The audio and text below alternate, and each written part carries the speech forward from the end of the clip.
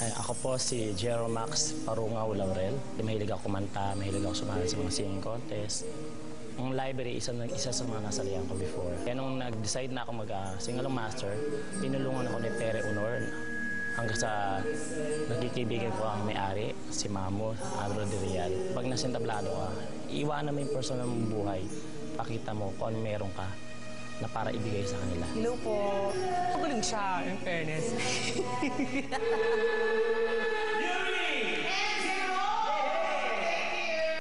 Totoo naman, di ba? O sige, okay na Masarap yun. kasi siya kaduin pag kumakanta. Yung mga kanta, alam niya rin kasi. Opo, kahit po yung luma, kahit ako bata, alam po yung mga luma, pero yung mga bago hindi alam. Yun ang problema.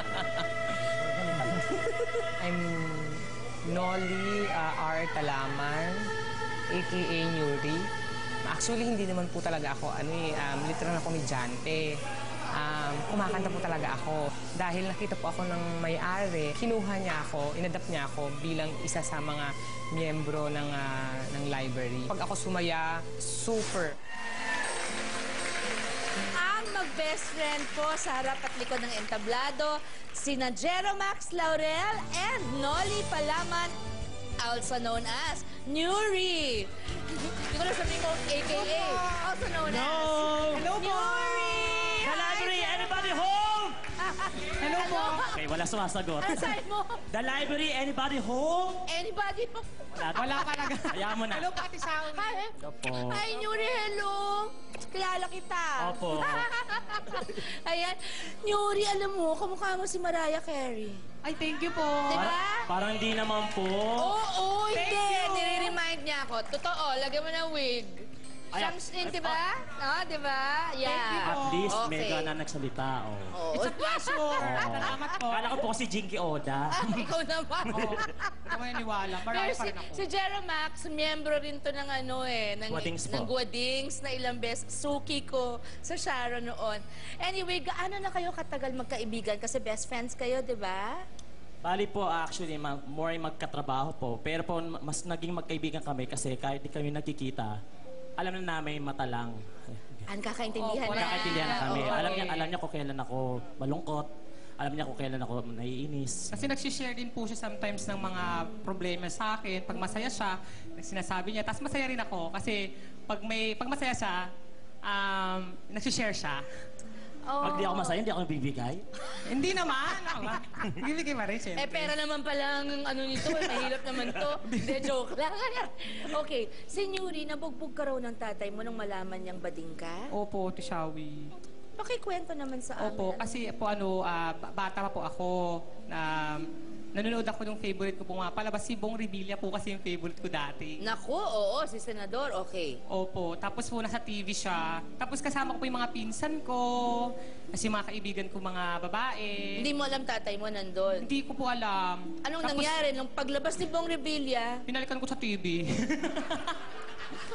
Kasi ang cute-cute niya eh. Sabi ko, kasi bata ko, crush ko po yun oh. Tapos sabi ng mga friends ko, uy, kiss mo siya. Kiss ko po siya sa TV. Tapos nahuli po ako ng tatay ko. Tapos alam ang ginawa sa'yo, hinila ka. Hindi, sabi ko, hoy, ang ginagawa mo sa TV? Ba't mo inahalik ka yung TV? Sabi ng tatay ko po. Tapos nakita ko, ay, uwi ka sa bahay. Kumuha ng yung panungkit, ng malaking panungkit. Ginagawa ko, bakla ka. Sabi ng tatay ko. Akala ko, Opo. pugita ka. Isa lang po na sabi ko, Inutusok eh. Ihawin. gagawin nga po ako inasal eh. Laki po nung ng panungkit, tinutusok ako. Sabi ko, hindi po ako bakla. Ganun lang po. Iwas lang po akong ganun. Hindi po ako Opo. bakla. Babae ako. Anyway, for Jerome naman, maliit ka pa nung hindi ka kilalanin ng iyong ama, di ba? Although ginagamit mo pa rin yung apelido niya. Opo. At saka sa buong pangalan naman ni Jerome, malalaman natin kung sino na, okay, na artista rin nung araw.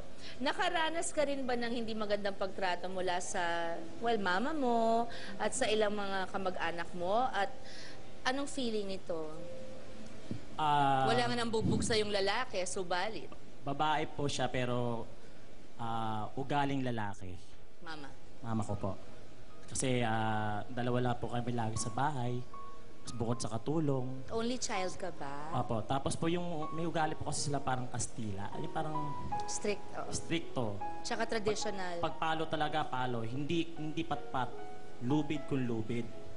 O kaya, dos por dos. Mamimili ka nga eh. Ano gusto mo? Ibon o eroplano? Anong ibig sabihin? Pag ibon po, lubid. Ibig sabihin, Yung pamamalo po sa'yo. Pag eroplano, tabla talaga. Ganun po. Ganun po yung kinalakihan kong surrounding. Kahit sa mga kamag-anak. So, anong nangyari sa'yo, Jerome? Kasi 12 is a very young age, di ba? Lumayas ka na. Saan ka napunta? Sumama po ako sa katulong namin. Okay. Yung katulong ko po namin, ang mismo naawa na sa akin sa nakikita niya. Minahal ka? Minahal po ako. Kaya medyo napatira po ako ng bandang Nuevesia. Although yung katulong po na yun ay napakabait, pero ang buhay po nila ay salat din po. So natuto po ako magbuhay bukid. Nagtanim ako, nag-araro. Mas masaya ka? Mas masaya nga lang po ako. Kaya lang po, ando pa rin yung parang, hindi naman nila ako anak eh.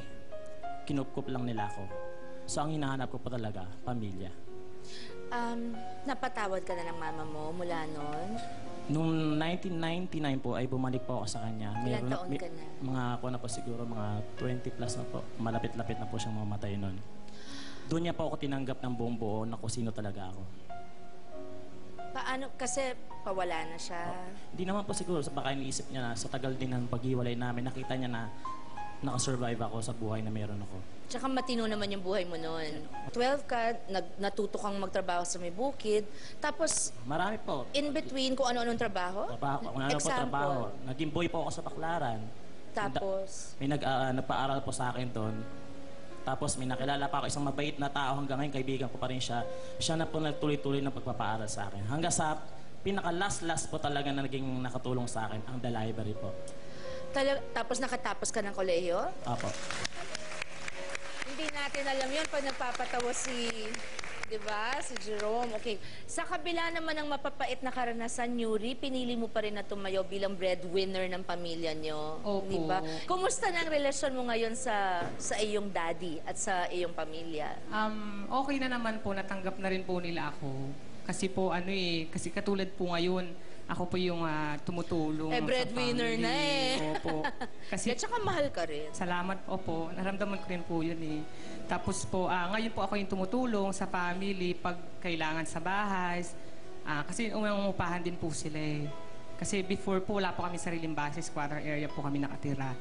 Tapos na-demolish po yun. Tapos, sabi ko sa sarili ko na pag dumating ang panahon, pag nakapagtrabaho ako, isasakripisyo ko ang lahat para sa family. Nasahanap po ako ng sariling bahay para po, pag dumating po yung panahon, doon ko po sila ititira. Nangyari na? Ngayon po, nakakakuha po ako ng bahay. Nakakuha ka na! Opo. Praise God! Opo. Tapos po, hinuhulugan ko pa rin po siya. Pero hindi ko po pinapalilipat yung family ko kasi gusto ko muna, pag lumipat sila doon, kompleto na po yung gamit, yung bahay po. Opo. Napakabuti mo namang anak. Opo. Nakita nyo kung ano anak nyo nga, itunay na lalaki, tapos kriminal naman. O yan. Jerome and Yuri, maraming salamat sa inyo. Po. Thank you po. for sharing yung inyong mga, hindi lang yung masasayang chapter ng buhay ninyo, kundi yung talagang pinaghirapan nyo, pinagdaanan nyo. Kasi alam nyo, pag ganon, tumataas ang respeto ko sa taong kausap ko. Talagang, thank you Lord for this show talaga. Dahil pinapanood natin, pinagtatawanan lang natin.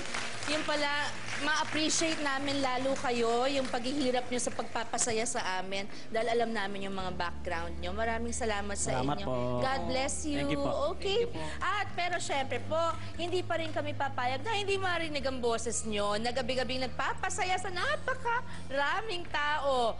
Okay, biritan portion tayo na with Nuri and Jerome. Thank you!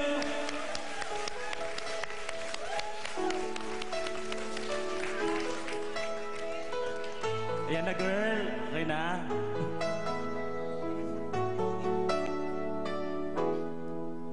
We've come so far to leave it all behind. I wonder why. Where did you go? Where